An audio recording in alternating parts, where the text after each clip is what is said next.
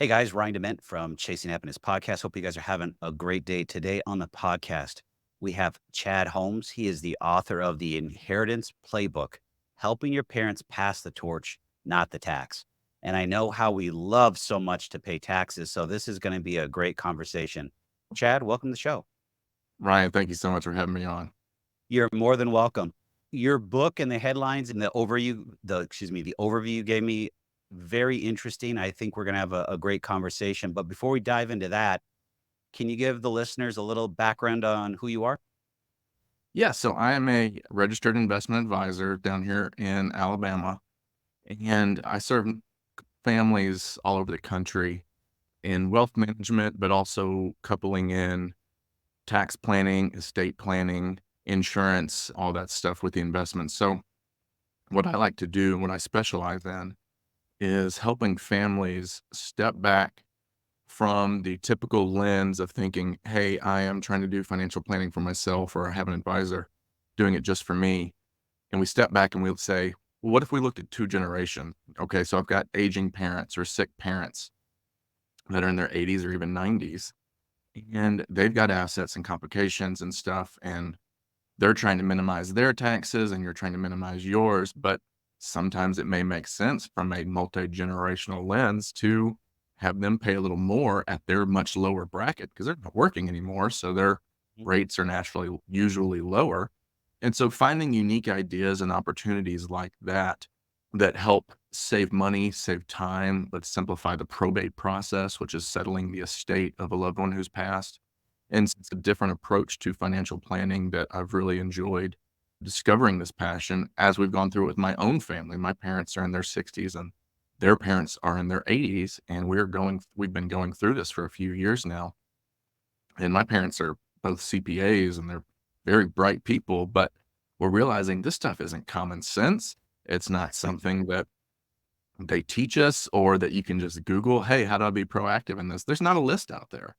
And so I decided to create the list myself, but you have to do it in a way that's entertaining. So I made this book, The Inheritance Playbook, full of stories. And I've got a lot of humor in there because this is often a pretty sad subject. So I tried to make it a little more uplifting and entertaining while also being educational. Let's just dive right into it. You're right. It's somewhat not happy subject, but being prepared is a lot better than being surprised when it comes to taxes. So in your book, where do we start? What's the first step? If you're able to, the first step is an open, honest conversation with your parents. It's, Okay. hey, you don't want me to be hunting and digging for passwords and where is life insurance and all this stuff. I know you don't want that for me.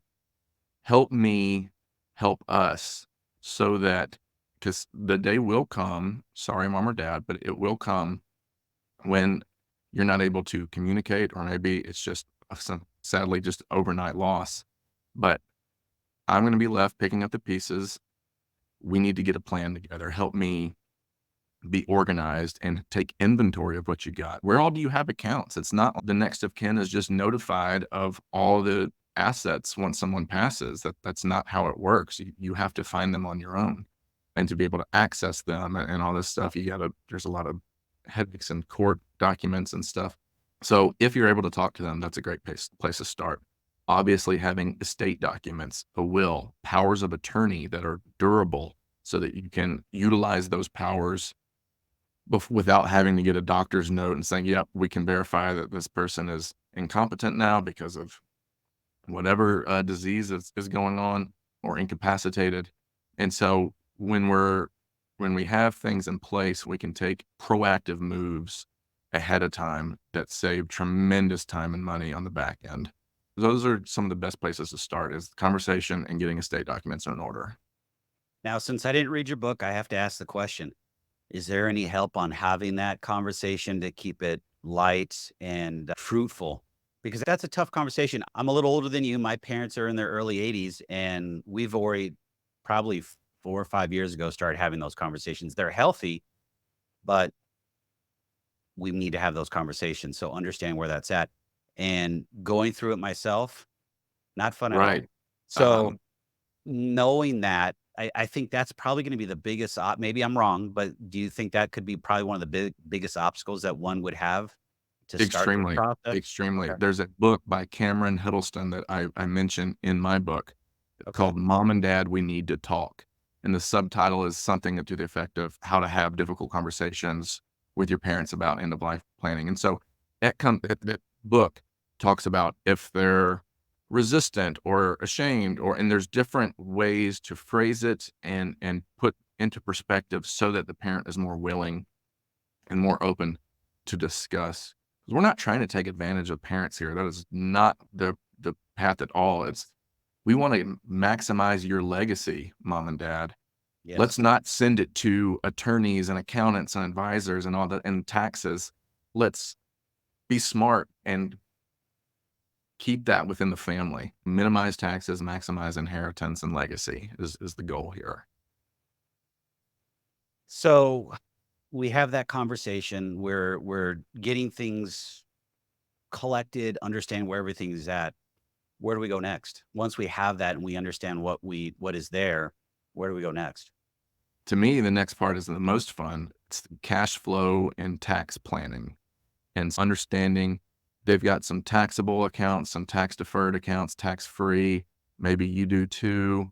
We look at both generations' ordinary income tax bracket and capital gains tax bracket. And then we play like a puzzle. Okay. If we they have to pull money down to survive unless they're just living on Social Security and a pension, that's fine. But if they're pulling money down, or should they be pulling money down more than they already are?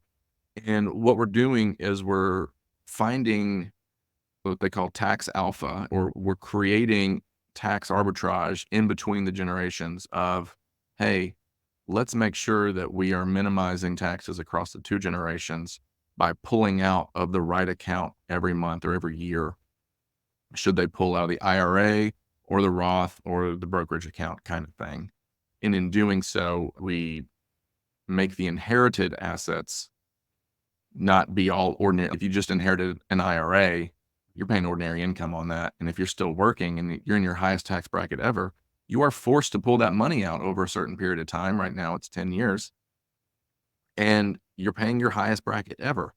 But if they can do advanced distributions from their IRA, lower that bracket. So then you're inheriting either, if we did Roth conversions, you're inheriting a Roth IRA, tax free, or you're getting a brokerage account that buy your stock and whatnot. And then you get a step up in basis, meaning when you inherit it, you can sell it and there's no capital gains. So we really get to enjoy the tax play there.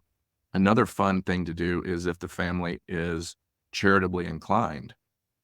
A lot of times we'll go to church and we'll put cash in the bucket, and that's wonderful. But giving cash or a check is probably the least tax efficient way to give to charity. In the book, I list 3 different ways that are much better ways to give to charity. And I even created a funny character on YouTube called Sassy St. Peter. And Sassy St. Peter is the tax savvy gatekeeper up in heaven who mocks the recently deceased as they arrive at the gate and says, well, why did you give to charity this way? And wouldn't it make more sense if you did it this way? And it's meant to make it funny. And the tagline is, don't let your parents get burned at the gate. It's silly, but it makes a good point of should we have gifted appreciated assets, or you know, gifting directly from the IRA once you're a certain age. And there's major tax benefits in doing things that way because you avoid either capital gains or satisfies your required minimum distribution, which is the amount the IRS requires you to pull out once you're a certain age. And you don't have to pay ordinary income on that IRA contribution anymore. So there's multiple ways to save taxes with smart giving. And also the book talks about gifting to family. What are the best ways to gift to family? You may have heard of gift tax, but for most families out there, there is no actual tax on it because the lifetime limit is, for a married couple, it's 20 something million dollars. And so most families don't have to worry about that at all. But there are some things to consider. And if we think about it from the whole family standpoint, which is really how the whole book is positioned to step back and think about it differently than traditional retirement planning software creates solutions for us. It's a very different way of thinking. I'm going to back up and go back a little bit, but I want to ask a question. I know there potentially could people, and I don't want to say this, but potentially could not have any type of will or estate or any type of documents. So for those that are listening, how do they get that started? And what would be some action so they can do that, so they can actually help their parents protect their assets so it doesn't go to probate, and then also protect them down the road?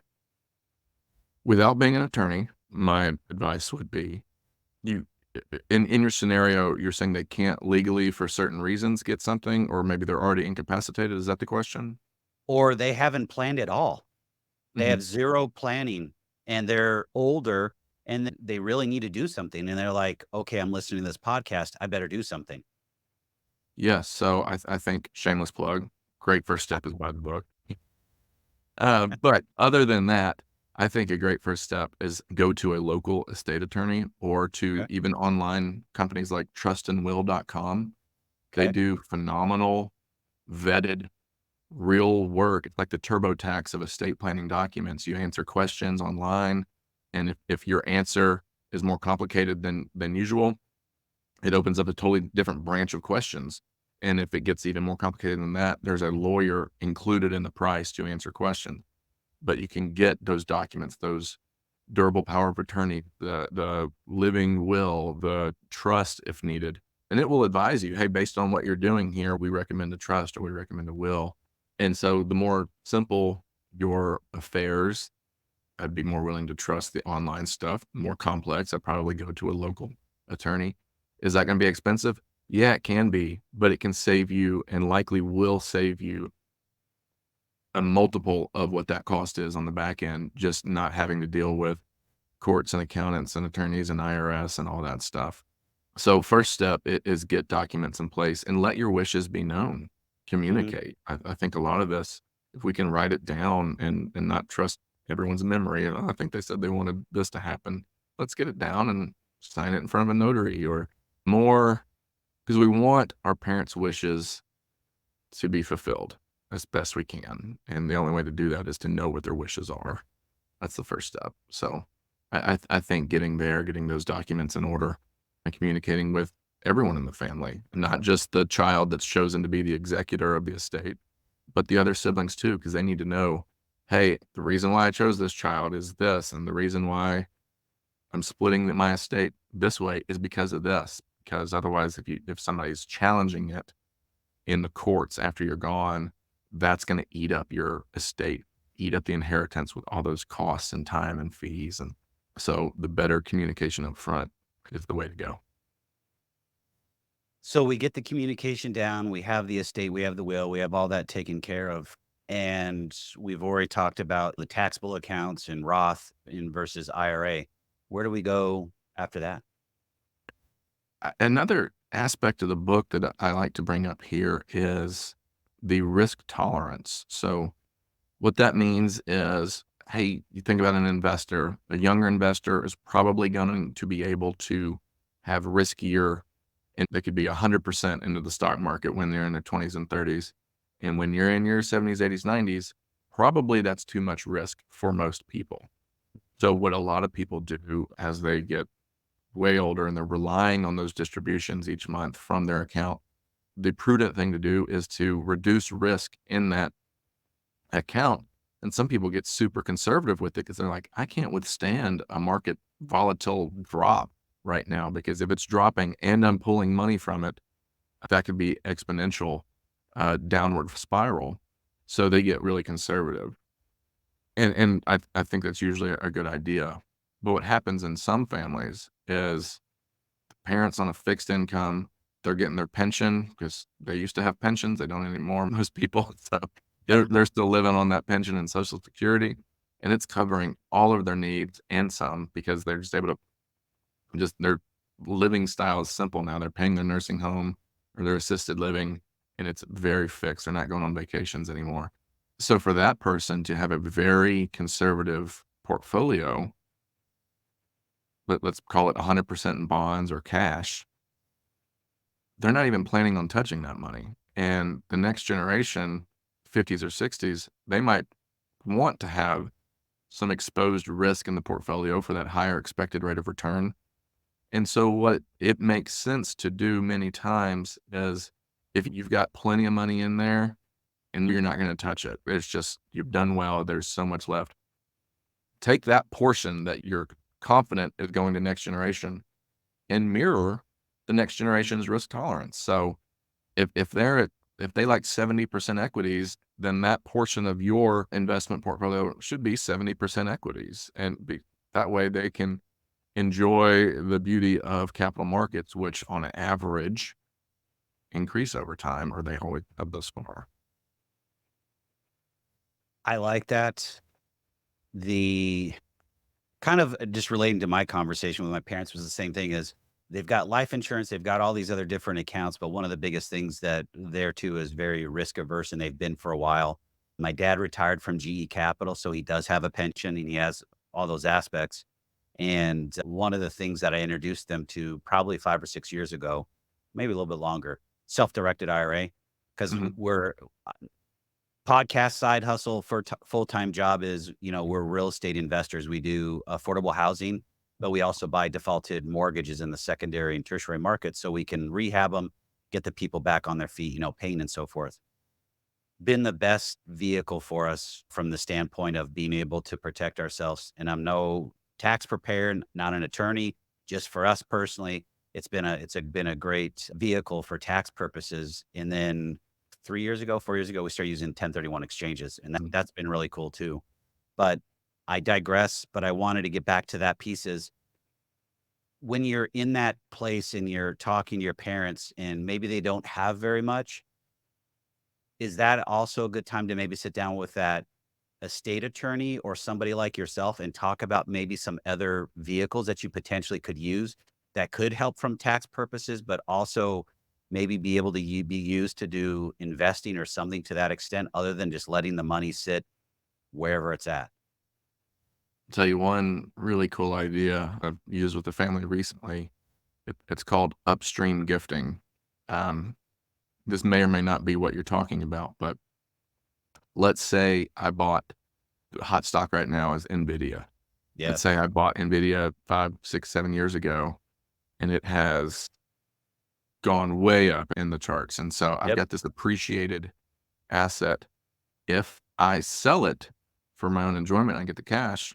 What happens is I have to pay capital gains on that. And it's going to be incredible amount of capital gains just because the stock has done so well Yes. recently. What's a unique aspect, and the family dynamics have to work in this way, but it worked wonderfully for this family. There's the aging generation one or grandmother, we'll call generation two, has the NVIDIA stock, we'll call it. They can gift that NVIDIA stock to the aging parent. So what happens when you gift an appreciated stock is your basis is also gifted. So let's say you paid $1,000 for it. Now it's worth $100,000. Okay. Now, grandmother has that $1,000 basis and a Right. $100,000 valued gift. The giftor, the child that made the gift, will have to file the 709 gift tax form. You don't pay taxes on that. It just counts against your lifetime gifts, which is $13, $14 million a person right now. So for most Wow. people, you can gift all the time and count against that. You're not going to run into a problem under current laws. So let's say as long as the grandmother lives 1 year, what we do, let me step back. What we do is when you gift that, you put it into a transfer on death account. So it doesn't go through probate. It doesn't go to her trust or through will or anything. It's like an IRA that has its own beneficiary, and it Okay. goes directly to that beneficiary at death. No courts involved. So Okay. the TOD, transfer on death, now owns NVIDIA. Okay. And a year passes, 2 year passes, 3 year passes, whatever. Grandmother dies. It passes back to the child because it was a TOD, goes straight back to them, and they get the step up in basis. So now they own NVIDIA, and let's say it appreciated some to Five. 150,000 Yeah. and Or whatever. 105, Yeah. whatever. Yeah. And the basis is also 105,000. So now they can sell it, pay zero capital gains because they got that step up in basis at death. Um, Wow. That's If the pretty grandmother cool. died less than a year from the gift, Okay. child would inherit it, and the basis would be the same as it was before. So you're Okay. not out anything. It's something to try if you think your parent may have a couple years left. It might be worth a shot if you have a stock with substantial appreciation in it. You can Is that inherit it directly, and the risk here is when you gift it to them, mhm. technically that's theirs. They can do whatever Yes. they want with it. But in just certain family situations, especially if nursing home is involved, Alzheimer's, all that, they're not handling their money anymore. We're not taking advantage of them. We are taking advantage of the tax code so that generation 2 can just get a step up in basis in a stock. Can you only do it with stocks or can it be done with other assets? Any appreciated asset, So can be real gifted. estate? Yeah, if you can deed it to where it's a transfer on death and it goes right back to you, that can certainly be done. Oh, we're gonna have to talk. You've got my ears, going now because it's like, "Oh, okay. Now this makes sense because we could talk. We're not gonna make this about me." That's really cool. Guys, if you're listening, that's so when you say any type of asset that can appreciate I'm guessing there's an IRS definition to all this? Assuming That's the only type that you would gift, because gifting something that's a flat value, that doesn't well, really what you I'm don't what I'm gain. trying to say is it's basically any type of asset that can actually appreciate. Yes, if it doesn't appreciate, that's fine too. There just wouldn't be much motive to do that. Yeah, if you can gift it, you'll need to write it down on your gift tax form to note that, hey, I've used part of my lifetime gift exemption here, which by the way, I think is dropping to 6 or 7 million in a couple years as opposed to The 13 or 13 or 14 14. million. Okay. When the TCJA sunsets, it's going to drop back. But for most people, 5 or 6 million is still plenty. They're not giving away more than that. So anything that appreciates, so stocks, bonds, real estate, anything, pretty much anything that Gold, appreciates. silver, Gold. Okay. All right. Interesting. I like that. Thank you for sharing that. That's great. cool little nugget there. That was not a little, that's not little. That was a pretty big one. I had no idea about that.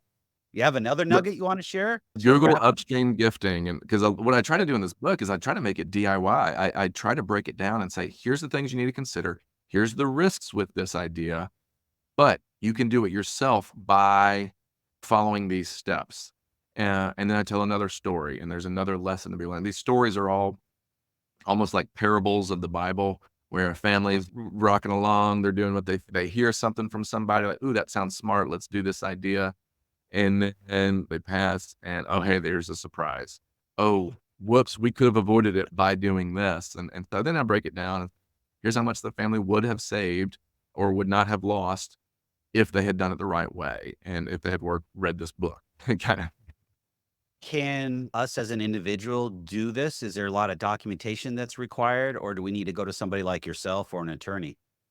For most of the things I talk about in the book, it's DIY, and that's the Okay. beauty of it. I really wanted to empower families to choose happiness and say, "I don't have to sit with people that are talking over my head and all this, and I can read these stories and learn lessons." And obviously, it's can be smart to make sure you've got a professional looking over your shoulder with these ideas, but a lot of them, Google the phrases, Google the words, and make sure you understand what's all involved. But I really did try to make it where, hey, I can think about this and proceed on my own and maybe have somebody check if I want to. There's plenty of advisors out there that are hourly rates for being a sounding board for these ideas.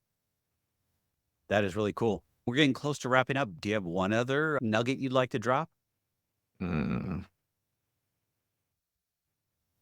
A lot of times, and this happens, I've known this story many times. Families will try to be proactive and they say, I want to avoid probate. And I love avoiding probate if it makes sense. So what they do is they'll add their child to their checking account or put them on their house deed and say, hey, you're a part owner in this house now. And yeah, you would probably avoid probate for those assets. But the problem is you miss out on the step up in basis. So if you bought your house 30 years ago for next to nothing, and now it is way appreciated, if the child is an owner in that, they're not going to get the step up in basis. if you gifted it to them, they're not going to get the step up in basis. They need to inherit it from you. So some things are worth going through probate because the tax, avoiding the capital gains tax, is substantial. But there are certain states that allow you to do what's called either ladybird deed or certain kinds of deeds that will allow you to pass it on outside of probate, but they do also get the step up in basis. Putting the house in a trust would also accomplish that. So if you have something, an asset like that's substantially appreciated over decades, really make sure you're not just giving it to them now, because if they sell it, they got to pay all this capital gains. Love it. That's great. That's another nugget, guys. Whew. Two things. Love it. Couple questions and we'll wrap this up. One, do you take on clients? Are you taking on clients? I do. I'm a small shop. I try to only take on 3 to 4 a year Okay. because it is highly involved onboarding process, and I do a lot as far as reviewing taxes and estates and insurance and investments and all that stuff. So I really want to do hyper focused on one family about every quarter, and I charge a flat fee. So what Okay. that allows me to do with charging a flat fee is I can talk with your attorney and your accountant. I can do all this extra work for people that are charging you often hourly, and it's not going to cost you anything extra, but I can be there to quarterback everything, and fee doesn't change, which is really nice. So typically the minimum family net worth that I work with, the minimum is 1.5 million of invested Okay. assets. But I believe so strongly in this multi-generational planning that I will charge the same flat fee for both generations as long as it meets that 1.5 million. So you can couple Okay. your investments with your parents. Let me be the advisor for both generations, which can streamline so much. It's so powerful to have both generations under one house. And it would be the same flat fee because to me, that is the best way to go. And I know I'm an honest guy, but strangers don't know that. And so charging a super transparent flat fee is the only way I can prove that. I'm always on Okay. the same side because I'm not motivated by anything other than to do a great job for you, because then you might tell somebody, and that's the best marketing out there. Do they have to be local to you or can they No, be I work anywhere in the United all States? 50 states. Okay. I work with. Perfect. And if someone wanted to reach out to you and maybe just start a conversation to see if it's a match, where should they reach out to you at? My website is formulawealth.com, or the book website is theinheritanceplaybook.com. You can also buy the book there. It'll take you straight to Amazon. There's ebook, audio, and print, hardback, and paper. So Did you make the audio companion so you can actually read it and listen to it at the same time? I didn't. I made the audio because someone said a lot of people like audiobooks, and I do too. And they said you should do it yourself because that way, if you have humor in there and the person reading your book doesn't understand your sense of humor, all the jokes are going to be told wrong. And I was like, oh, I got to. But I'd say the hardest part about writing a book was listening back to myself to make sure it was edited properly, because nobody likes the sound of their own. Not just had to Exactly. endure that, make sure that the editor, the professionals that were clearing it up did everything right. But otherwise, it was a fun process of getting this all out there in a entertaining fashion. Awesome. Sir, thank you for coming on. It's been a great conversation. You shared some great nuggets, but man, eye opener on uh, those two nuggets. Those are huge. So I'm glad you thank you. enjoyed it, Ryan. Thank you very much for coming on and sharing all this because we all could be better prepared, unfortunately, for our lives as we age. Inevitable. Yeah. So thank you, sir.